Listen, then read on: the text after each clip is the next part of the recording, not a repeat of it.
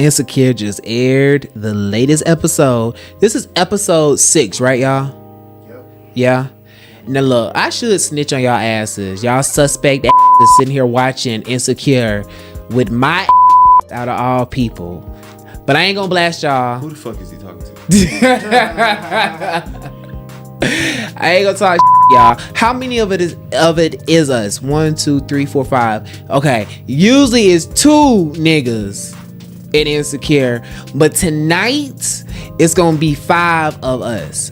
We got a series of questions where we are going to review the episode that just aired of Insecure, and we're gonna give y'all our perspective as men, black men of melanated, you right, men, perception of what's going on, so we can show that, you know what, Issa Rae might be on something here. So as always, I want to go ahead and just remind you guys, we got a live, hot and ready. It didn't Young Miami use that line in her freak raps, whatever. Anyways, back to the subject. Let me stay focused. Back to the subjects. Please stay tuned. Subscribe to our YouTube channel, Soul Esteem with a O. Diego, what is it? Because I know I always forget it. What is it? Soul Esteem with a 0 and the O dash, Esteem podcast. There we go. Go and subscribe. Stay tuned. Diego is back in the building. I think it's ironic we got more people wanting to watch Insecure with us, and the cool thing is it is all African Americans. We got people on the set, so what we're gonna do is we're gonna ask a series of questions, and we're just gonna hear everybody's perspective. Now, Diego, how do you feel the fact that it's not just me and you now? We got other people here wanting to be part of this review. Man, I like it, man. Like, it's just different perspectives, and it's good to have more people so we can see from different males how they think. Right, and it goes to show that black guys do get along, actually, and we can be productive. So, Mr. Questionnaire, are you there? I'm here. All right, cool. I'm gonna go ahead and pass it on over to you. What's the first question that we have from today's episode? Now look, I'm gonna go ahead and give a disclaimer. These are gonna be short answers because, Diego, would you be able to say that tonight's episode just abruptly dropped and was like straight, blunt, to the point, and you just left hanging? I thought it was perfect. I thought it was really perfect. All right, so that's what we gonna give in our answer. So we ain't gonna do too much. Hey, I wouldn't say it was straight to the point, but it was just like, damn. It was one of those like, damn. So what's the first question? Let's get going. First question is, daytime or night? Do you want the sun hitting your back or the moon lighting those tracks? Yeah, he has. Anyways, I want all sex, but I'm gonna say right now, I think it depends on the mood. I think it depends on the phase of life.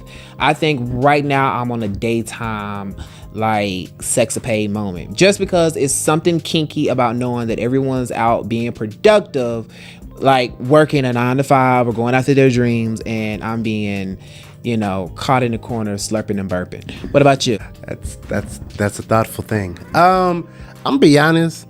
Daytime is more like if I like you. I'm more on some creeping. I'm more creeping around, get the fuck up out of here type of shit. So I'm going with nighttime because it ain't nothing.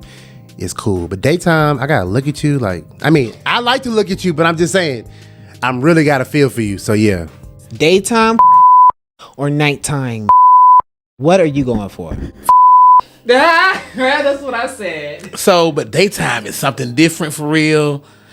I'm like Diego, creeping is fun, but that daytime is different. It hits a lot different, and I ain't gotta like you like that because I kick you out. No. You ain't got to stay. At once 12 or 1 o'clock, you gotta go. You got nowhere to go? I'll find you somewhere to go.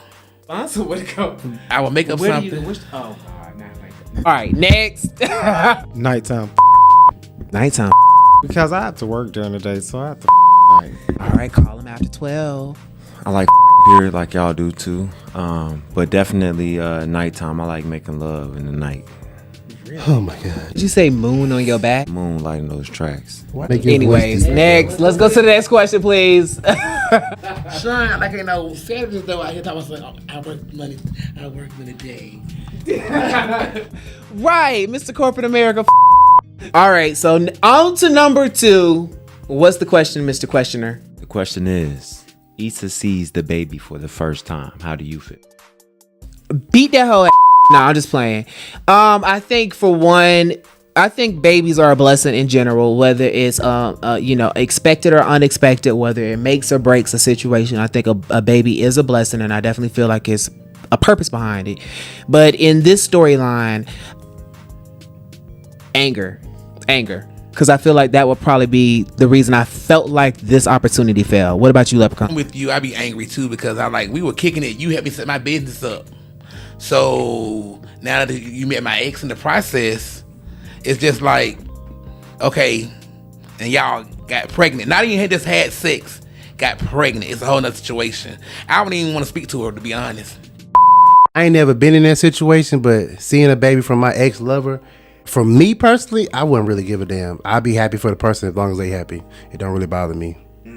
If I saw the baby for the first time, I wouldn't care because it's an ex, so it really won't matter to me. Oh, you team, like, if you take your ex back, you gotta erase the past. Is that what you're trying to say? Basically, I mean, that's what I'm saying. Yeah, you gotta erase the past and move on. I'm gonna take the women's perspective on this. Honestly, like, you're my ex with a new baby that I wanted with you. I'm kind of envious. You know what I'm saying? I'm a drop kicker like she did. First of all, we don't provoke violence, and she did not physically do that. She was just imagining that. But I feel it. I relate to you. Okay, you're a passionate lover, so that makes sense. So let's go to question number 3, right? The third question is, how do you feel about women with short hair? I think some women with short hair are beautiful. I think women are beautiful in all, believe it or not. I do feel like the woman has a fantastic, beautiful physique, including the shape of her head. And I think that I'm a really big advocate on contrast. So I like hood but bougie. I like very masculine with a mixture of very feminine. I like being able to go against the rules, if you will. So I'm for short head, bald head. I thought you was gay. I am, and I've lately been questioning myself though, but that's a whole nother set. Ooh, wow. Okay, that's a lot. And we're going to touch on that in the next session. Soul Esteem Sessions. Y'all tune in. I love women in every facet of everything, right?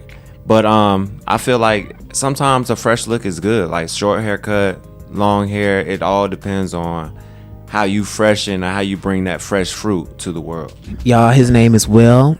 He's a womanizer addict, and we are here to help him out because clearly we ain't say about long hair, and he's talking about how much he love women with long hair. So next. I like a woman with short hair. I think that shit is beautiful. They was talking when we saw Molly. I don't like Molly's hair. I love it, Molly. I think any woman with short hair that can pull it off is just beautiful. Okay, I love it. I love long hair, but I really like short hair. All right, he's team bald head scallywag. Next. I don't have a problem with short hair, but I like long hair. But for Molly's situation, I'm not feeling it. But I'm more of a long hair. But I can deal with the short hair if I have to. That's only because your ass got inches. Next. Okay, Molly's hair for me is a no. I'm praying it's for a new role. That's how much I don't like it. I'm praying she got a whole nother gig. We don't know what she got going on. That's why she got hair like this. I pray to God. Because if you made this choice yourself, and you let Issa chuck you into this shit, you know you wrong for that. Bad option. We gonna stop. Anyways, next question. All right, the next question is holding on past experiences with an ex. I don't feel like this is a fair question because I do hold on to past experience with the ex, but here's my excuse, is what I tell them. I got photogenic memory, so it's hard for me to forget certain things. So sometimes when you do things to me, I just can't unsee it. So that's why it's just so hard for me to move forward with you. That's usually what I tell them. But how you feel about it? The past. The same way, but I didn't still let them creep back into my life. But I still have those memories. I remember the time you came over here and took my brand new clothes, thinking you gonna borrow them and then bring them back. Yes. Shade. Past experiences with an ex, I mean, it's an ex for a reason. So especially their situation, I know it's deep, but I'm not gonna hold on to that shit. I get it, you get feelings, but you got a whole new man, he got a whole baby and girl, so come on, bro, let's be adults. He really is still over it, team anti Summer Walker. Okay. I'm toxic, but you gonna love it over here. Next. For it being an X, I mean, it's an X for a reason, so I'm gonna leave that X where they're at. Hating ass. I ain't mad. I feel you. Can't. Yeah, it is what it is. What is our last question, y'all? We gotta sum this up, and we're gonna leave that dry. What is it? Was Nathan looking for a way out, or was his bipolar for real? Don't. First of all, we're not gonna say that because mental health is very important. So let's at least acknowledge that. And we are joking. These are your cousins and your friends from around the way, and we just make only we can talk shit about you. So first of all, let's clear that up. Second of all, I feel like that this is a concept and something that is really, really good to highlight because I do feel like some people play with mental illness and use it as an excuse. And a lot of people go around saying they're depressed lightly and don't understand that there's some people out here that are suffering crippling depression and it's really not fair. So I do want to shout out Issa for at least pointing out that some people might possibly use their mental illness to manipulate you. And sometimes a mental illness is not necessarily a handicap or a or disability in the sense of not a person being able to process things, but it can be a person who knows how to use that because they're that smart. So I'm going to say that I think that this is a mixture of both. Looking for a way out, but also using a plot line or a storyline that they sold an individual. What about you? I'm thinking that he used it for his, not really for his advantage, but he used it to try to, how can I describe it? Make the narcissistic behavior. Yeah, we can put it as that, but I just need Issa to pay attention to the writings on the wall. I mean, he's putting it all out there, so she just needs to honestly just pick it up and really decide what she needs to do because you're putting your all into it, but guess what? He's not. I think Nathan was using this for an escape because he never told her what he had really going on, so he had an attitude with her like she just automatically assumed and she knew that he had a bad day at the shop. Who knew that besides him? You can't, and she asked you a question and you didn't even want to respond to what was going on. So to me, it's like you wanted the way out. Okay. I feel like he was looking for a way out. I saw a lot of qualities that I sometimes used in the past, so I definitely saw he was looking for a way out, trying to start that argument. Definitely. Next. All right, so there's no other way we're gonna end this podcast other than Diego giving the final recap of how he feels about this last question. Diego, tell us, what's your recap on Nathan's did I say the right name, Nathan? Okay, just checking. Nathan's behavior. What you feel? So I feel like yes, his bipolar did kick in, but I think he about to go into a deep dark place, and he just met Issa. He do like her, but he don't know how. He thinks it's gonna mess it up. So I feel like he's like looking for a way out. But at the same time, it is because his bipolar has kicked in, and he's more like, bruh, I don't want to bring this to her, because he feels like he's a fucked up individual because he got this mental health problem. But it's like he is looking for a way out because he don't want to hurt her more. But to her defense, I understand what she's like. You didn't tell me. You just told me you love me, and you gotta say some stuff like that. But his situation, he can't.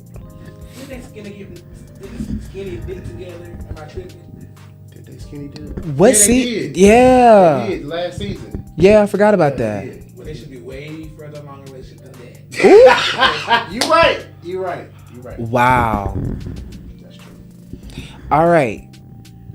I just want to say, Diego, final question, and then we're going to wrap this bad boy up. We've been studying content creating, and shout out to all the content creators out here that do support us and vice versa. We try to support all content creators, so shout out to y'all. How do you feel Issa wrapped up this last episode? Like, just how it just stopped in the middle of a very interesting point and then left us like just hanging on the cliff. What did you think about that aspect? Man, I thought that shit was perfect. I mean, I think it leave you like, what the damn, what's about to happen? What's going on? So the ending was perfect. It just perfect. It's like the last episode of Sopranos where nobody knows if Tony got shot, if he's dead, if he's alive. So I loved it. So I'm ready for it. All right, right. She understood the assignment. So I wanted to highlight that. So shout out to Issa Rae for doing that. On that note, it is time for us to end. It's been a long day here in Studio D. And I just want to say, thank you guys for tuning in and paying attention to our Insecure review. We are getting some action, so it looks like you might possibly like it. So if you have not subscribed to our YouTube channel, we will have all the details to that in the description box. And I also want to shout out everyone for coming through today on set. Do y'all want to come through next Sunday and do a review with us, or y'all gonna let me and Diego go hold it on down? How we gonna do it? Who available? You? Okay. Well, I think we on to something. On that note, I'm gonna pass the mic for Diego to give the last line. Soul Esteem Sessions with a 0 and a dash in podcast. And y'all see us every Friday, you know. Deuces. Bye.